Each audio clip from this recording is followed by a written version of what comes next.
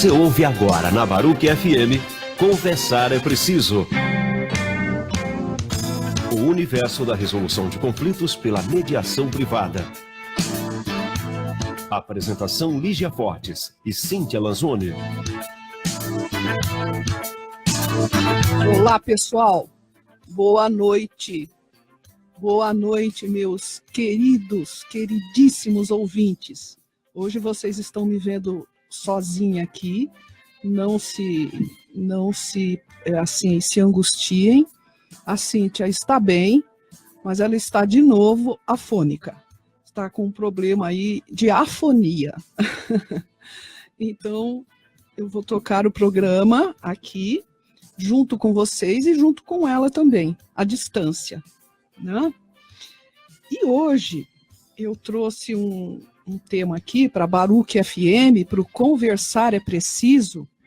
Eu vou fazer também a parte que a Cíntia faz também, que é dar todas as mídias e todos os contatos para vocês entrarem em contato aqui comigo hoje, não é? Para perguntas, questionamentos, sugestões, elogios e críticas construtivas.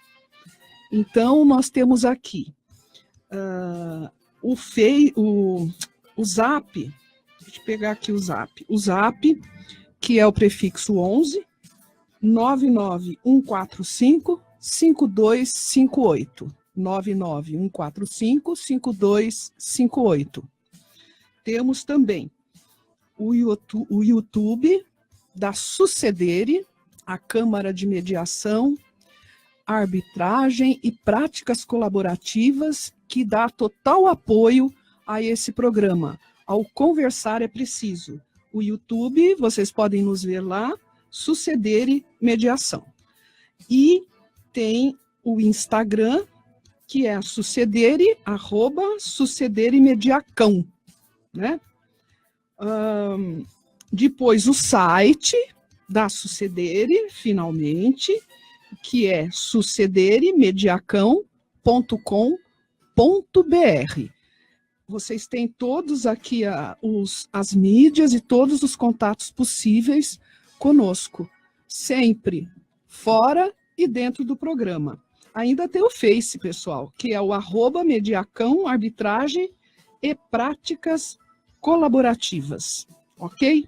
Depois eu repito nos intervalos aí mais essas formas de nós nos vermos, conversarmos. Então vamos lá. Hoje eu trouxe um tema aqui e que eu julguei muito pertinente, porque nós vamos falar, dentro desse Outubro Rosa, nós vamos falar da mediação na área da saúde, né?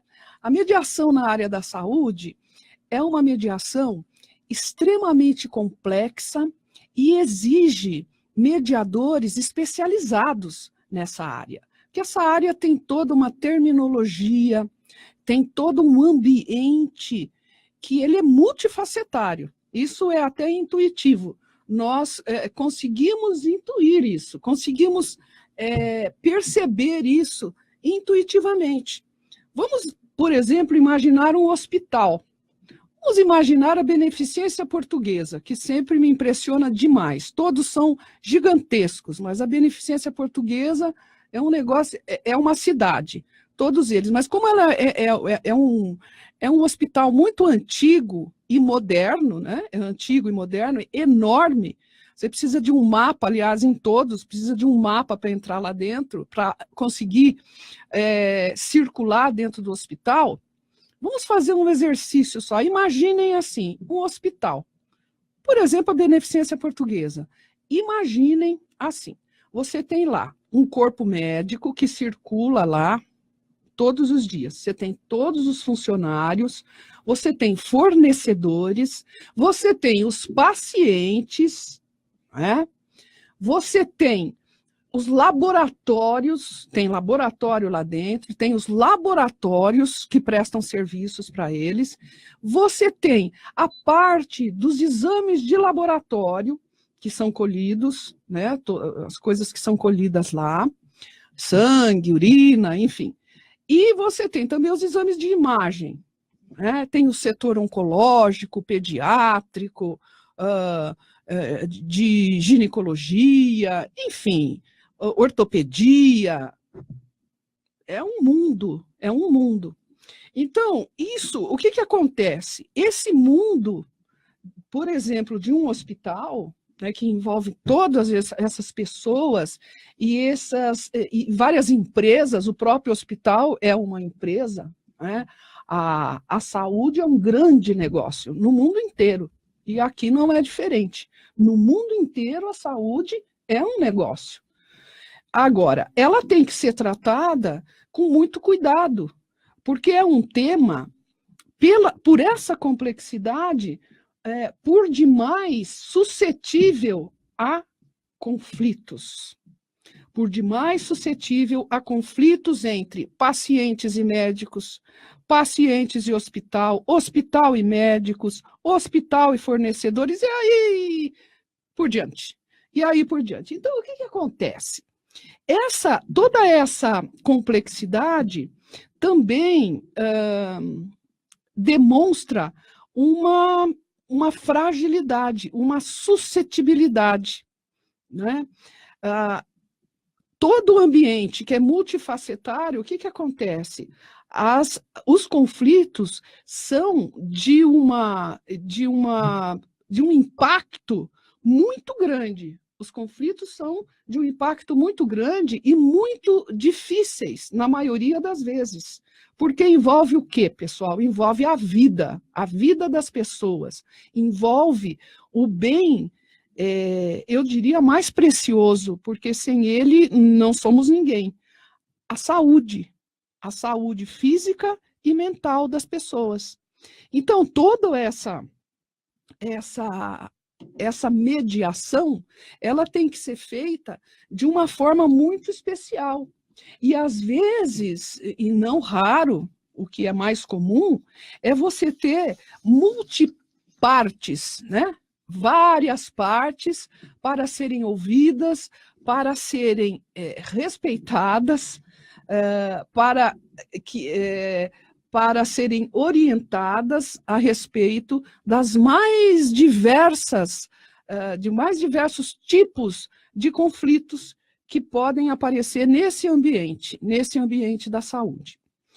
Agora, os principais atores, os que mais acontecem nessa multifaceriedade, nessa complexidade, são os principais atores, né, dessa área da saúde: o paciente, a família, né, paciente e família, o estabelecimento, que é ou uma clínica, ou um laboratório, ou um hospital, os médicos, prestadores de serviços, porque nos laboratórios também, é claro, são todos médicos que fazem os laudos e analisam os exames que foram feitos, né?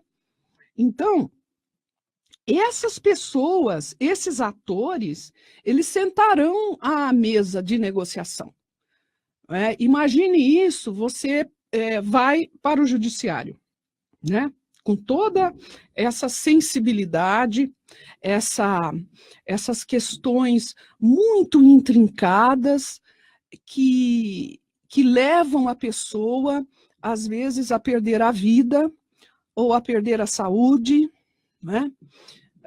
São questões que o mediador ou o judiciário tem que ter o quê? Essa sensibilidade, um olhar especial em relação a isso, como são as questões na mediação familiar, por exemplo, né?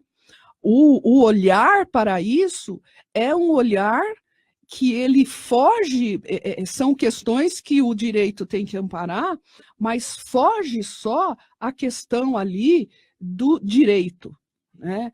Do direito, foge aquela questão fria da lei. Você tem que olhar um outro aspecto, que é um aspecto absolutamente subjetivo, que existe em todas as questões que são levadas ao judiciário, diga-se de passagem. Mas tem que ser olhada aquela parte psíquica da coisa, né?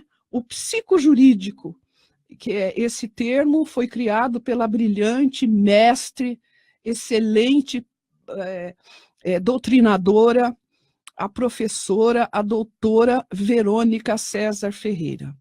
Ela tem essa obra, toda essa teoria e a prática também voltada para a visão psicojurídica do direito e da mediação também.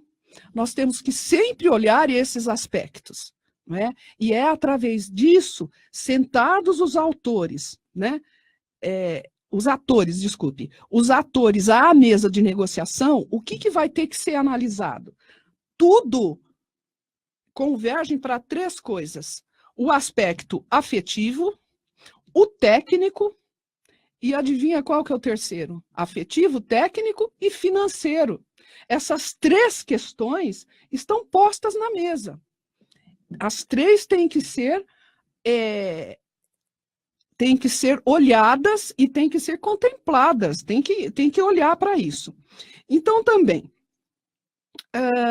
dentro do hospital, no hospital ou de toda essa rede de saúde, vamos incluir também a saúde pública, né, pessoal? Nós estamos pensando assim, na beneficência portuguesa, mas vamos pensar nos atendimentos dos hospitais do SUS, que atendem o SUS, né?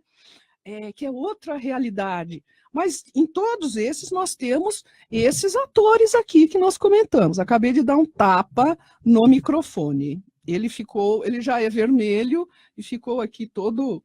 Mas é assim, nós temos uma rede, a gente tem que levar em consideração uma rede de stakeholders, que a gente diz. Além de tudo isso que nós falamos, esses stakeholders, o que são?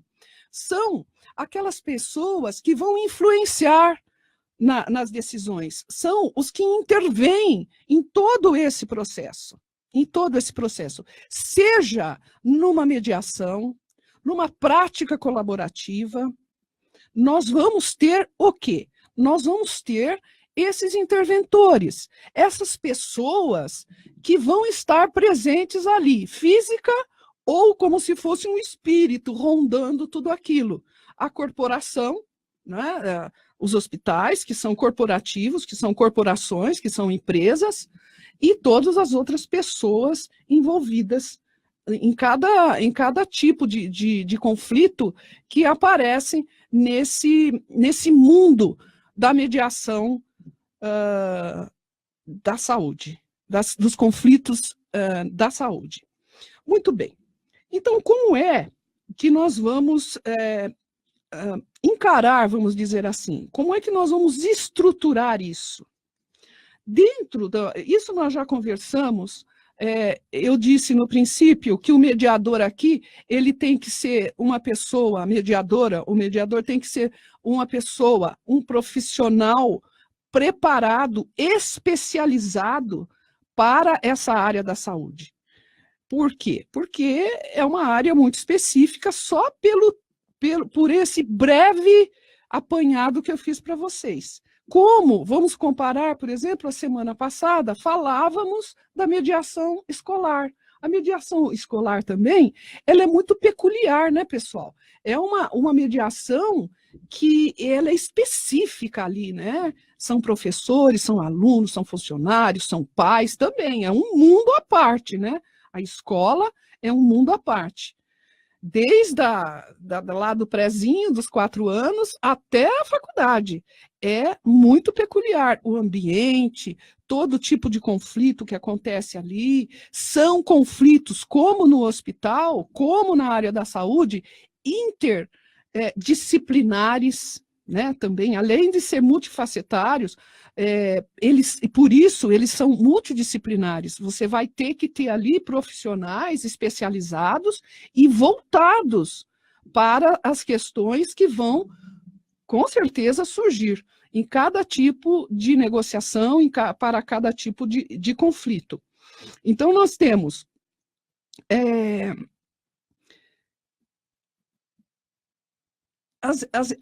essas interligações, é até difícil de explicar e colocar. Todas essas interligações, elas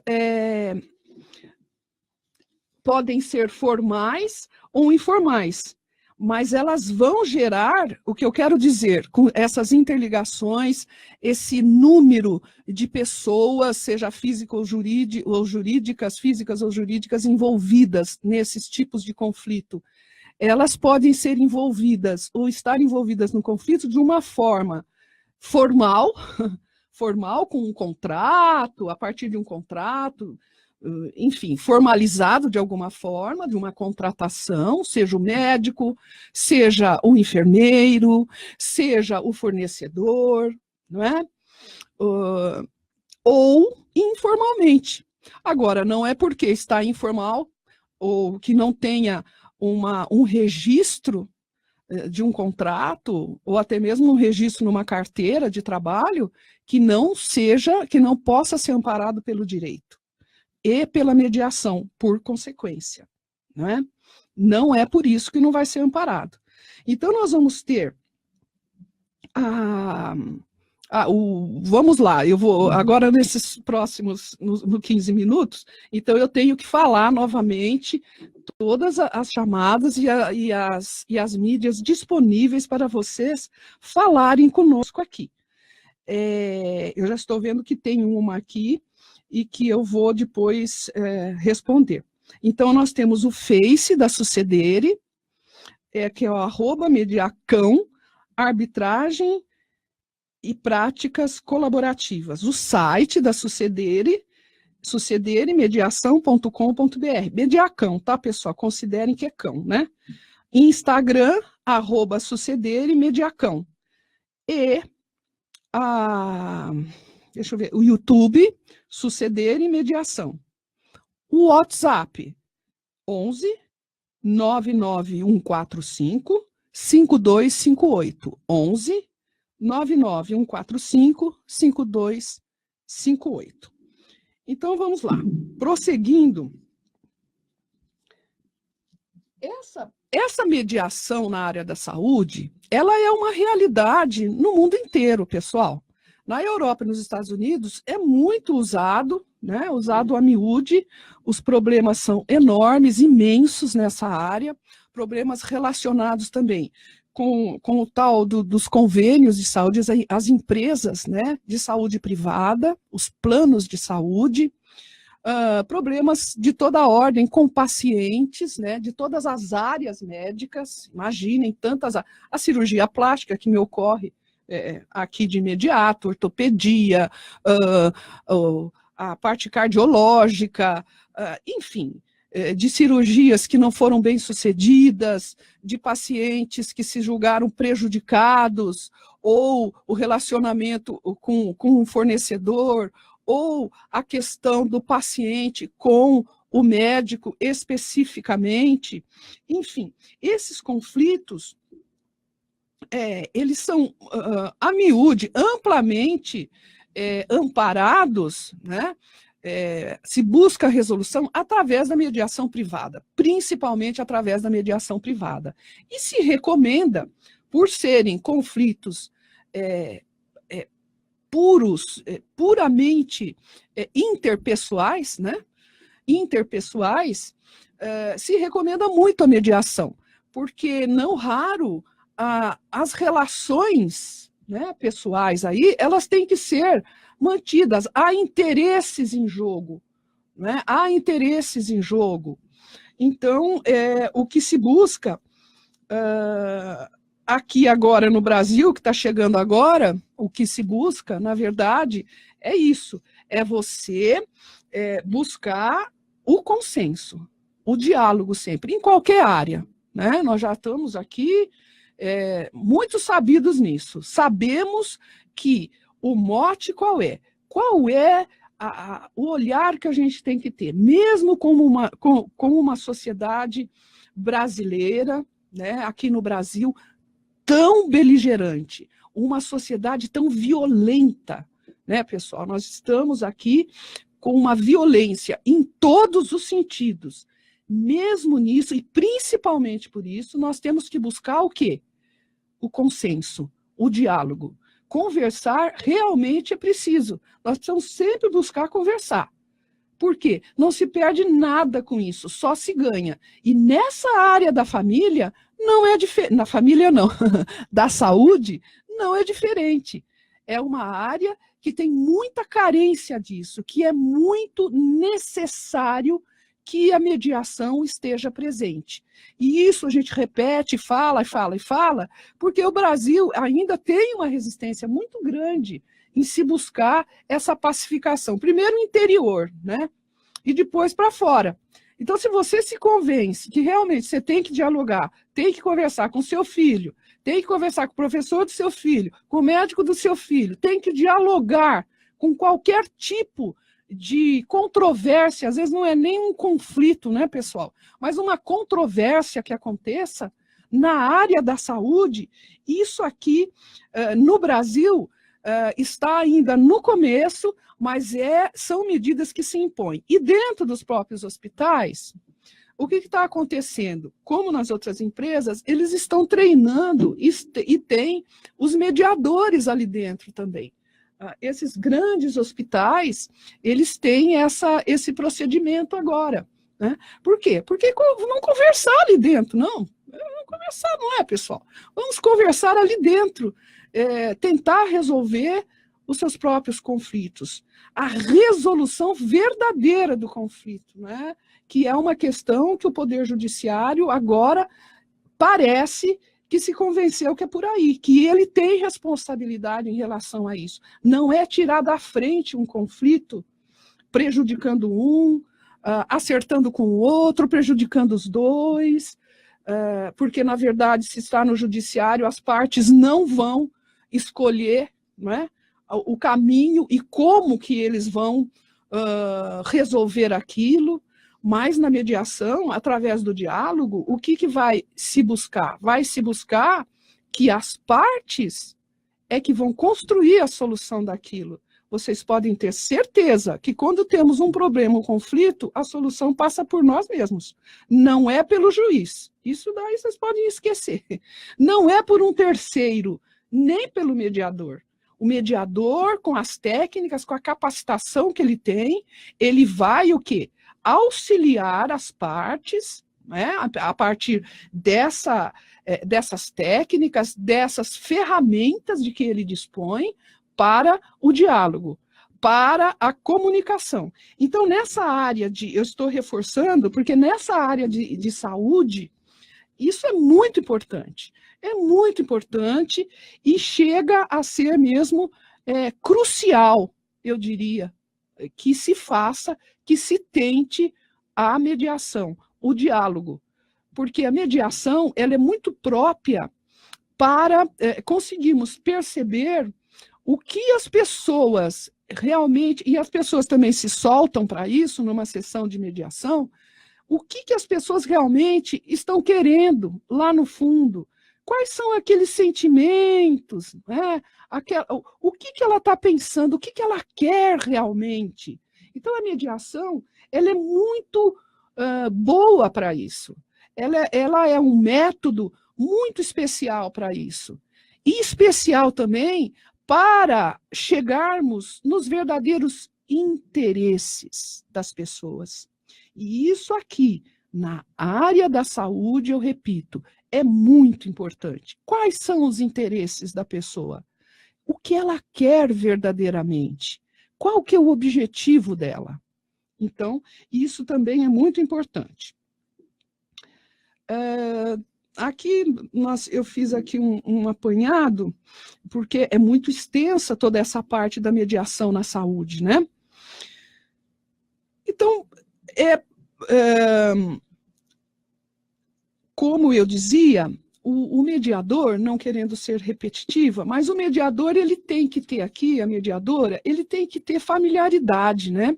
Com os termos, com a vida dos profissionais da saúde, com a vida das instituições e das empresas que lidam com isso. Não dá para ser um generalista. Ele tem que ter esse preparo específico, como na escola também, para esse tipo de mediação. Agora, nós conversamos muito bastante aqui, e não tem jeito de fugir disso, o porquê que a mediação, além de todos esses aspectos que eu trouxe para vocês, que são aspectos, assim, vamos dizer, práticos e imediatos, por que utilizar a mediação, né, na área de saúde? Mas eles são até meio que subjetivos, vamos dizer assim. Mas nós temos aquela proposta da mediação, e aqui eu reforço, a mediação privada é muito importante, porque no judiciário, todo esse foco de sensibilidade, de olhar para as partes de uma maneira diferente do que o Poder Judiciário pode olhar para as partes, assim, elas vão resolver esse problema. E o mediador vai entregar, vai operar as ferramentas adequadas para isso. Agora, nós já conversamos muito sobre isso, e é muito bom falar quais são as outras vantagens dessa mediação, da mediação privada, aplicada também à parte da saúde. Primeiro, pessoal, o custo, né? O custo é muito baixo. É muito, muito, muito, muito mais barato você fazer uma mediação do que ajuizar uma ação. Isso não tem nem dúvida. Isso nós já falamos para vocês. O custo é muito baixo. E também o tempo, vocês sabem que é dinheiro. Também é dinheiro, o tempo, e é vida também, né? É a vida da gente, a vida é muito curta, então não dá para ficar 10 anos brigando no judiciário, e nem 5, né? E nem 5, sem saber o resultado que vai haver disso, que vai sair disso, né? De uma ação que você ajuizou. Mas então, o tempo é muito mais curto. Nós já falamos várias vezes, e é uma verdade, que dependendo do nível do conflito, se ele foi imediatamente, quando começou, já acudido, já entregue para um mediador, uma mediadora, uma câmara de mediação, vai ser muito mais curto o tempo. Mas assim, tem coisas que se resolvem em uma semana, ou às vezes em uma ou duas sessões, e no máximo, você vai aí 2 meses, 3 meses, com calma, para que as pessoas pensem no que estão fazendo, para que as pessoas meditem, para que as pessoas saiam da sessão de mediação, de cada uma delas, modificado, refletindo sobre tudo, vamos dizer, tudo que aconteceu, como que ela está olhando a outra parte, ou as outras partes envolvidas, cada uma das partes que estão sentadas à mesa de negociação, como que elas estão se olhando, né? Tem também a questão do sigilo, né? É absolutamente confidencial, sigiloso, né? Sigilosa a mediação, é um princípio da mediação, né? Ético da mediação. Tudo que é dito ali é sigiloso, é confidencial, não sai dali. Então, são vamos dizer, esses princípios e essas qualidades do procedimento da mediação que levam ao sucesso da mediação privada, à busca da mediação privada, como uma medida inteligente. E tem a questão também da economia como um todo, né? Nós tivemos aqui um programa que falamos praticamente só disso. A mediação, ela contribui para a economia no sentido macro, eu estou dizendo, né? Como ciência econômica, como economia do país, como economia, ela contribui para que não se gaste tanto tempo e dinheiro em ações judiciais, que podem ser evitadas, né? Então, tudo isso leva a um último item, eu diria, não exaurindo, né? Não exaurindo, que tem várias outras vantagens, mas há um último item, que é como você economiza dinheiro e economiza tempo. Você vai lidar com as questões emocionais de uma outra forma, né? Com mais serenidade. Não que não vá haver uma discussão positiva. Os conflitos, nós já falamos aqui, os conflitos não precisam ser necessariamente negativos. E se o forem, eles podem ser modificados. O mote da mediação, do diálogo, da conversa, do consenso, é o quê? A transformação. E a transformação das pessoas, evidentemente. A transformação de um conflito em uma outra coisa, uma coisa positiva. A resolução daquela controvérsia, daquele conflito. Então, isso auxilia muito a mediação, e aqui dentro da área da saúde, muitíssimo, o aspecto emocional da coisa, né, pessoal? O aspecto emocional. As pessoas estão ali, às vezes, lidando com a vida, e às vezes com a morte, né? Lidando com uma questão emocional de estar vendo um filho ali que está morrendo, e precisando discutir uma questão financeira, ou uma outra qualquer questão, discutir a terapêutica a ser aplicada, ou que não está concordando na maneira do procedimento, né, de determinado médico ou hospital. Então, são questões muito delicadas, especialmente essa questão emocional derruba as pessoas, elas adoecem também. Então, esse aqui é uma outra questão, a emocional, muito importante a se levar em conta, né? Para você optar pela mediação nessas questões de saúde.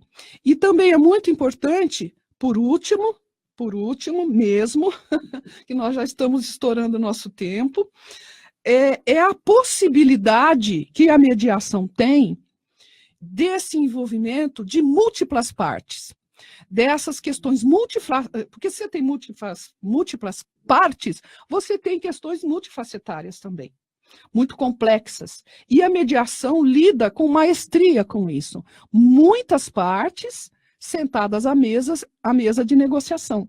Então isso é muito possível, você não vai falar com o papel, você vai falar com pessoas, você vai colocar posições, você vai deixar de ter aquelas posições, adquirir outras, vai transformar, vai mudar o seu entendimento sobre aquela questão.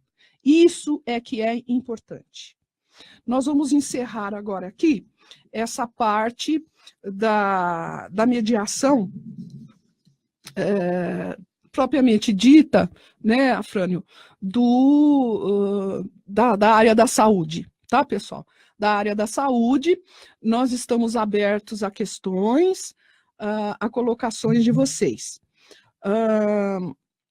Vamos novamente para o Conversa na Varanda, mas antes disso, vou repetir os nossos acessos aqui para que vocês falem conosco. Tá certo? Vamos lá, desde lá do começo. O Face da Sucedere é o @mediacão, arbitragem e práticas colaborativas.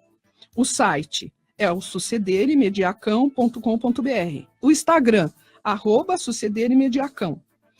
E o YouTube, por onde vocês podem nos assistir, inclusive, Sucedere Mediação. E, finalmente, o WhatsApp, o 11 de prefixo, 99145-5258. 99145-5258. Agora, vamos ouvir aquela música muito gostosa do Conversar na Varanda, pessoal.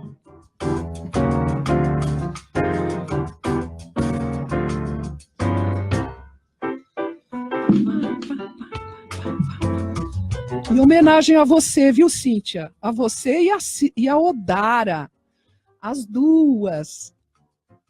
Meus anjos.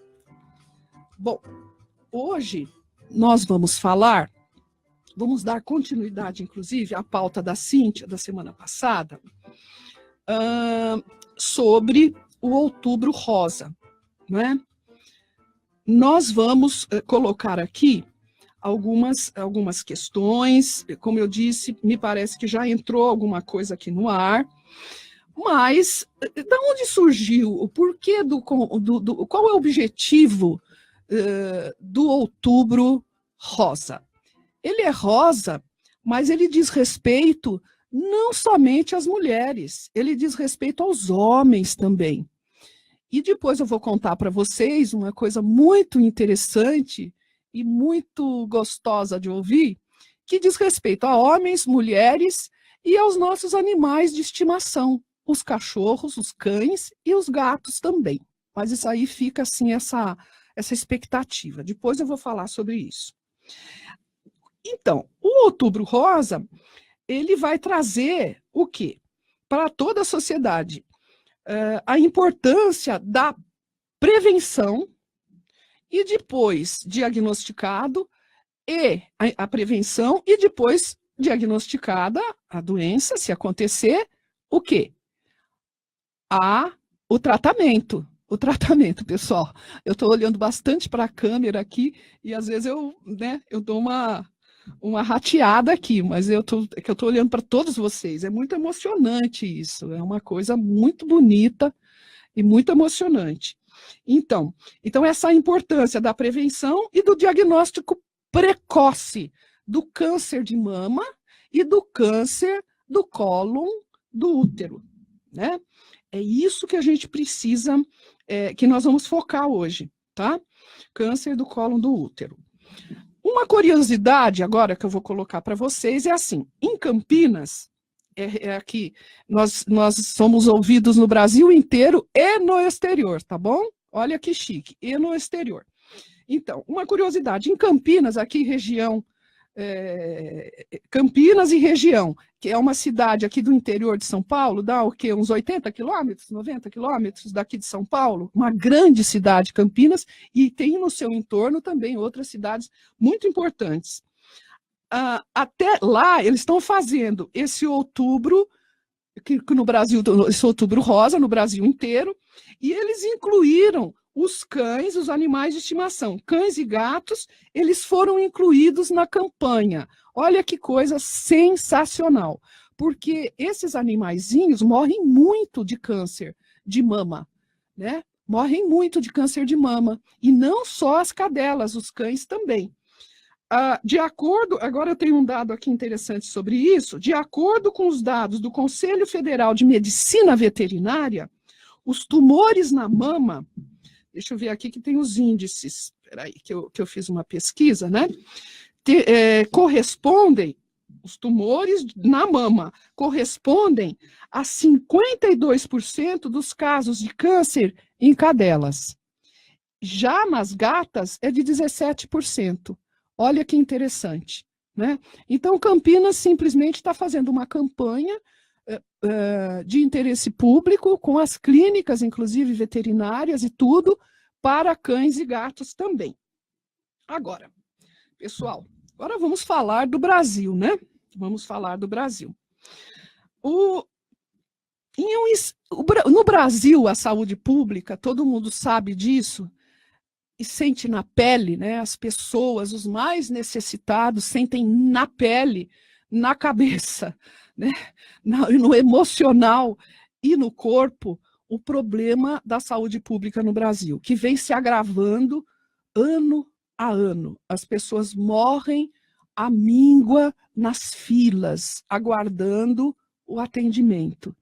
Isso todo mundo sabe, é muito veiculado pela mídia. Mas é assim, em alguns estados, claro, os menos favorecidos também, né? Essa questão, então, ela está sem controle, né? Vamos dizer assim. E, a depender, os exames, né? A agenda para exame, para diagnóstico, ela se arrasta para mais de ano, né? A pessoa não consegue fazer, não chega a conseguir, não consegue agendar o exame, aí depois de muita luta, às vezes de ano, né? Agenda o exame. Aí demora também para fazer o exame, né? Às vezes mais de um ano, certo? Tem estados aqui no Brasil que faltam máquinas para fazer a mamografia. Não tem máquina para fazer a mamografia, né? E fica, aquilo se arrasta, passa de cidade em cidade, uma máquina só, duas máquinas, fica muito complicado. Então, depois tá bom. Então vamos lá, conseguimos a máquina, fizemos o exame. E aí, para sair o resultado do exame? Aí demora 40, 50, 60 dias para fazer o exame, né? Para fazer o exame não, agora para sair o laudo, né? O laudo do exame. Aí sai o laudo. E, por vezes, o laudo é positivo, não é? Para câncer de mama, tanto feminino como masculino. O laudo é positivo. E aí? Temos uma lei de 2012, que é a 12.732, não importa para vocês, mas é só para uma referência, essa lei de 12.732, de novembro de 2012. Muito bem. Essa lei, ela é conhecida como a lei dos 60. Sabe por quê? Porque essa lei determina que, feito o diagnóstico, tem 60 dias para começar, se positivo para câncer, neoplasia, né? Maligna, que é o câncer, sendo câncer de mama, certo? Tem 60 dias para iniciar o tratamento. Então vamos lá. A pergunta que se impõe é assim: será que isso acontece? Como que isso acontece no Brasil, né? Eu estou dizendo, para qualquer tipo de atendimento do SUS, tudo isso é muito demorado, muito demorado. Essa lei estabelece esse prazo. Aí eu tenho aqui uma pergunta da Soraya Ostes. A Soraya Ostes, que nos ouve, olha que maravilhoso, lá de Nova York, ela fez assim, que estamos aqui na Rádio Baruch, é bom que se diga, né? Se ouve lá de Nova York, porque nós estamos aqui, numa rádio online, a Rádio baruchfm.com, né? .com. Então, nós estamos falando dessa lei que foi apelidada da Lei dos 60. A primeira parte da pergunta da Soraya é a seguinte: se a lei é respeitada, e a outra, se nos 60 dias, olha que interessante a pergunta da Soraya, está incluso o diagnóstico ou é só o tratamento? Então, assim, eu meio que adiantei um pouco, né? Ali falei en passant, não tinha visto toda a pergunta da Soraya. Primeiro, eu quero agradecer muito a pergunta, Soraya. Uma pergunta muito pertinente e inteligente e oportuna, né? O prazo de 60 dias, ele é, como eu disse antes, para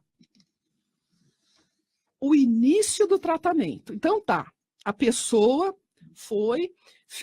passou por toda aquele desespero já, né, que é conseguir fazer o exame, tá tudo aquilo lá, e saiu o resultado. O laudo deu o câncer. Tem ali o câncer, né? Tem o câncer. Do laudo, já colocado no sistema eletrônico do SUS, desse laudo registrado, o SUS tem 60 dias para dar início ao tratamento, tá? A dar início ao tratamento. Ou seja, se a indicação é uma quimioterapia, em 60 dias no máximo. E se o caso é muito grave, o que tem que fazer? Tem que começar antes, inclusive, né? Tem que começar antes, não tem que esperar os 60 dias. Então, assim, se é uma quimioterapia, se é radioterapia, se a indicação é cirúrgica, isso tem que acontecer nesse prazo de 60 dias, tá? Dado o diagnóstico, através de um laudo. Então, são 60 dias. Essa lei, ela coloca também que, no artigo 3º, ela coloca o seguinte: o descumprimento desta lei sujeitará os gestores, direta ou indiretamente. Os gestores são quem fazem a gestão, os gestores que fazem a gestão dos órgãos do SUS, dos hospitais, do SUS, que tem que promover, tem que fazer valer a lei, né? Então, esses gestores de forma direta, que forem gestores de forma direta ou indireta, serão responsabilizados e responsabilizados e serão apenados administrativamente. Muito bem. Então, eu fiz de início